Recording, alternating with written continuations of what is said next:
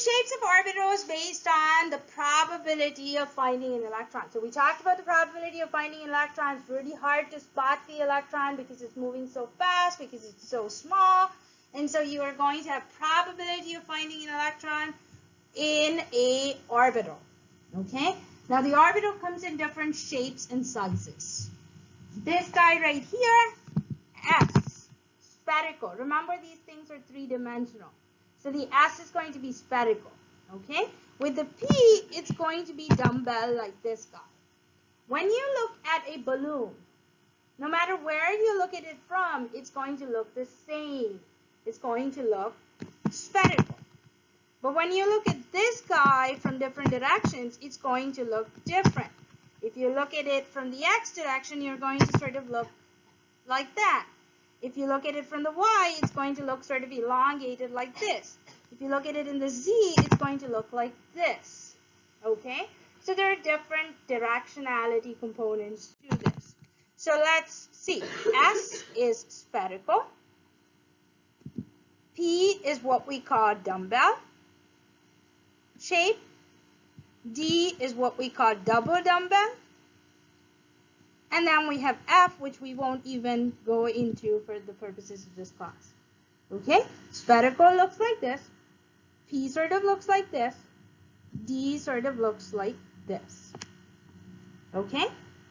When it comes to S, there is no directionality. But when it comes to P, you have three directions. PX, PY, PZ. Sort of like that, like this, and sort of inclined like this. With D, you have 5 of those. In each of these guys, you can accommodate 2 electrons, guys. Okay? So in the S, you have 1 direction, 2 electrons. In the P, you have 3 directions, 2 electrons each. In the D, you have 5 directions, 2 electrons each.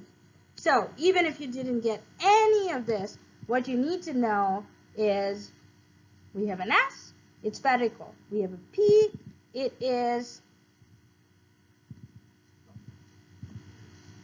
dumbbell. D, it is double dumbbell, sort of like this. Okay?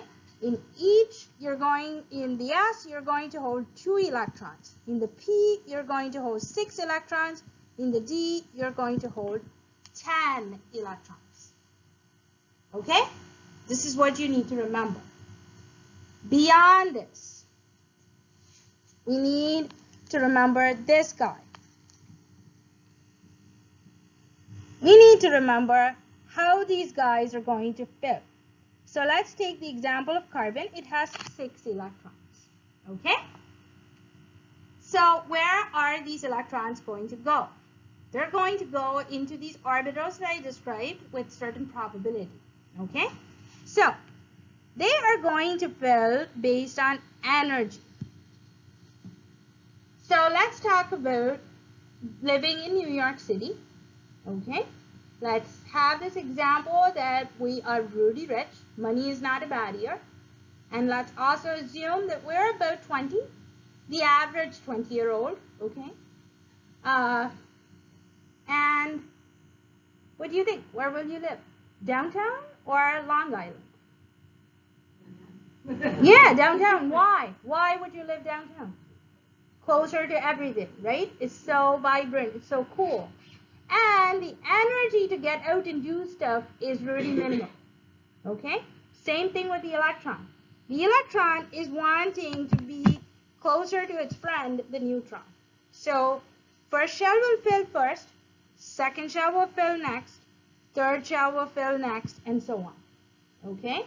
Within each of these blue circles that I have drawn, there's going to be shapes. S, P, D, etc. Okay?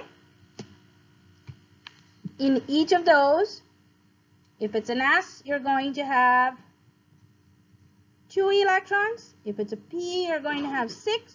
If it's a D, you're going to have 10. Okay? Problem is, do you find any big houses in downtown Manhattan? No.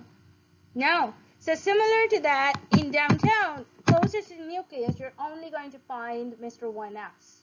No 1P, no 1D. Okay? When you move further away, you're going to get 2s and 2p, but you're not going to get 3s, 3p, you're not going to get 2d or 2f. Okay? When you move to 3, you're going to get 3s, 3p, and 3d. So Victoria is looking at me like, what the hell just happened? 1 denotes how far away from the nucleus you are. Okay? Closer to the nucleus, the number is going to be smaller. So 1, 2, 3, they can only be whole numbers.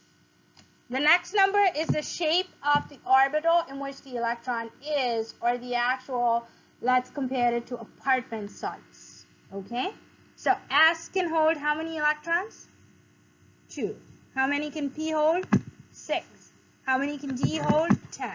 So you can almost think of S as being sort of a smaller apartment, P as being a little bit of a house, and D as being a mansion. Okay? I don't understand why the S shell wouldn't hold 2. Why It does would hold fill 2. the capacity? It does hold 2. Why did you Okay, feel I that don't the know. S doesn't fill to capacity? I don't know. Why are you saying 1 S? The distance. Okay. I'm sorry. You have nucleus. Okay? And we're trying to do 2 things here. First. Right, the first shell, within the first shell, we are doing an S-shaped orbital. In the second shell, further away from the nucleus, you're going to have 2s guy, and after the 2s fills, you can fill a 2p. When you go further out, you have the option of a apartment, the option of a house, and an option of a huge mansion. Does that make sense? Okay. How the electrons fill is to write down the guys like this.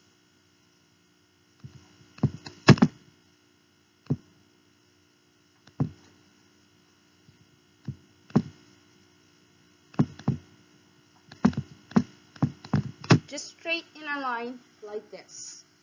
They're going to fill, remember, lowest energy first, then higher energy, then higher energy. But how are we going to remember this? Using this graphic. Write down everything like the way I've written it down, and then put arrows. Arrows from the outside to the inside. From the edge downwards. From the edge downwards.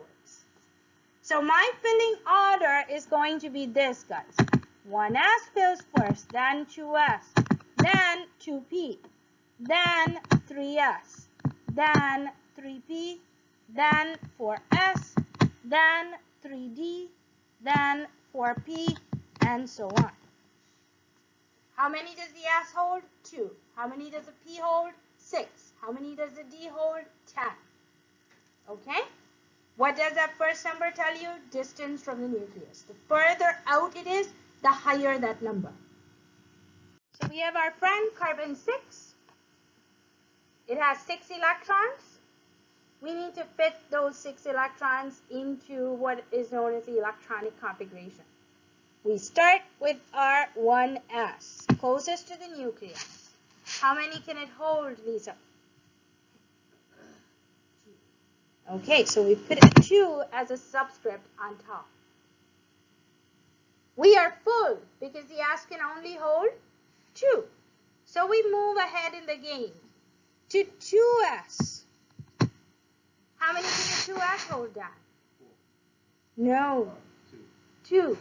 It doesn't depend on the 2 in front of it. It only depends on the identity of whether it's an S, a P, or a D.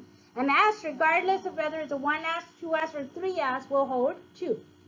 So 2 again. How many have we fit in so far? 4. So we need to move on. And where are we moving to? Houses are all full at 2s level, so we need to look for something else. 2p is next. And how many can that fill? 6. But do we need all 6? How many have we filled? We filled 2 plus 2, 4. So we need another 2, so we'll just put a 2 there, and we are done. The electronic configuration 1s2, 2s2, 2p2.